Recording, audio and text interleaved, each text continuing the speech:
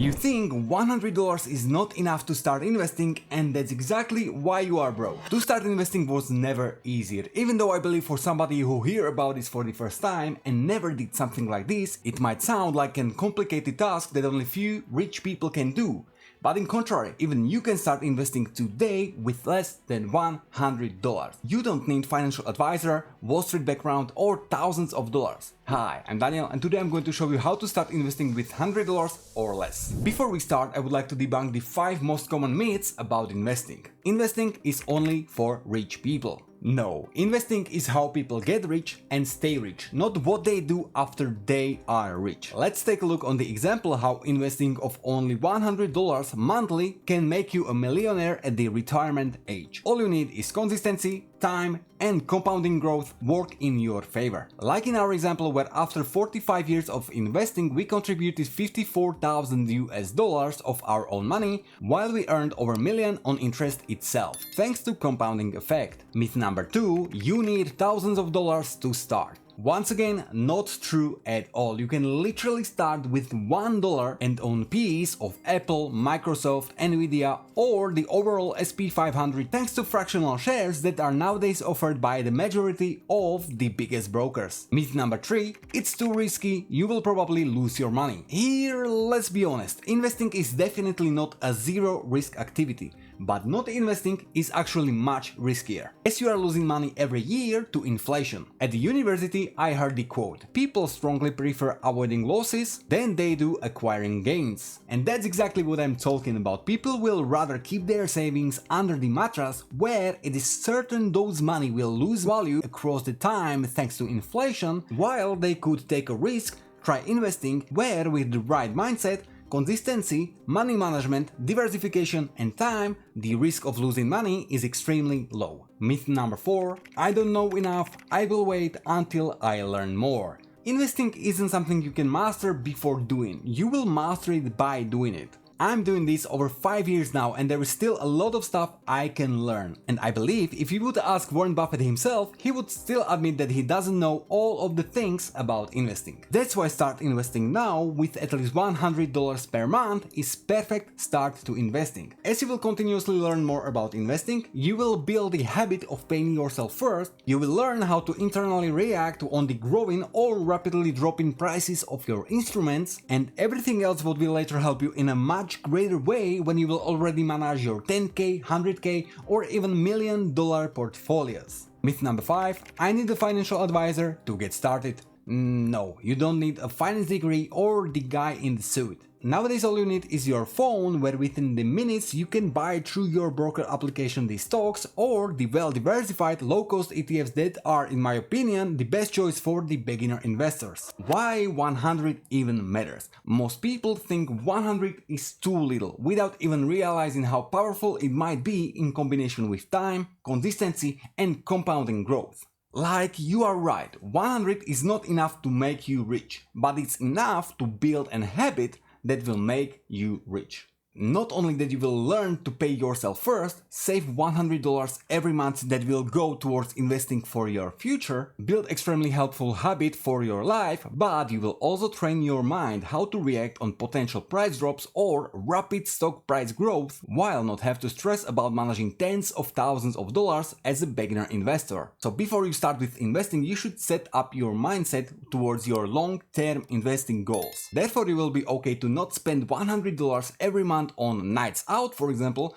but instead to invest it now, thanks what it can become 5, 10 or even 15 times more in the future. So before you start with investing, you should start thinking like an investor. The difference between consumers and investors is what they do with their first $100. The consumer instantly thinks what they can buy, where they can spend those first $100, while investors only thinks about where to invest it so that those money can work for them even while they are sleeping. Most people wait until they have more money to start investing, but they never get there because they never started. The truth is, they will get money by starting investing early. Okay, let's say you waited 5 years and now you want to start start investing with your first $6,000 that you saved across the years. You just lost all those 5 years of compounding growth just by waiting so that you could invest more money. But in reality, if you started investing only $100 every month 5 years ago, you would now invested $6,000 as well, but the value of your portfolio would be already over $8,500. That means your money earned you extra $2,500, what again doesn't look like a lot, but it's definitely more than zero. And if you let those extra money work for another 40 years, at average return rate of 10%, just those extra $2,500 that you earned in the past 5 years will earn you over 100,000 US dollars. And that's why you should start investing now, because by waiting you will lose not only years of compounding effect, but you will also lose all of the experience you could gain thanks investing. I understand that after everything what being said, you are still worried. What if I pick the wrong stock? I don't know what I'm doing, and what if I lose it all? Well, yes, you will probably lose sometimes, and it's okay.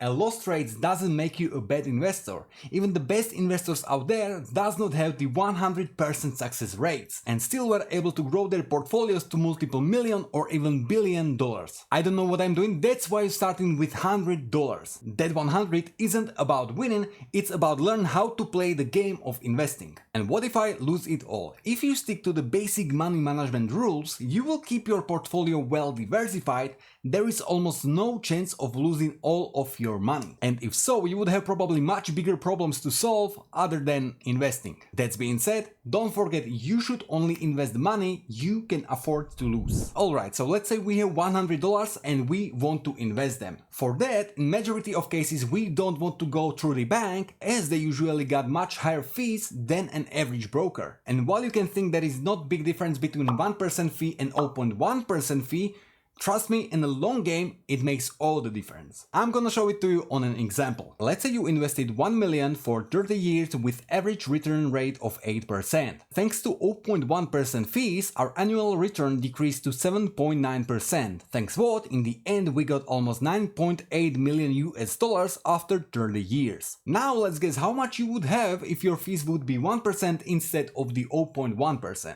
If you guessed your final result will be lower by more than 2 million, you were right. On this example, we can see how on first look insignificant change of fees can make a huge difference in a long term. Alright, so we are at the stage where we are looking for the right broker for us. Even though the creating of the broker account is in majority of cases completely free process, for the complete beginners this is probably the most stressing part of starting with the investing, because you have to choose an institution that is normally not your bank, to which you have to have full trust with caring and holding your money, so that you will be willing to let them keep your hundreds, thousands, or later in your investing life, maybe even millions of dollars. This was, at least for me, the most stressing part of the process with the starting of the investing, as I was afraid to be scammed and lose all of my money to some shady institution. So to stay safe, you should be looking for a big and safe broker, licensed, available in your country, with low fees, low spreads, and wide portfolio of stocks,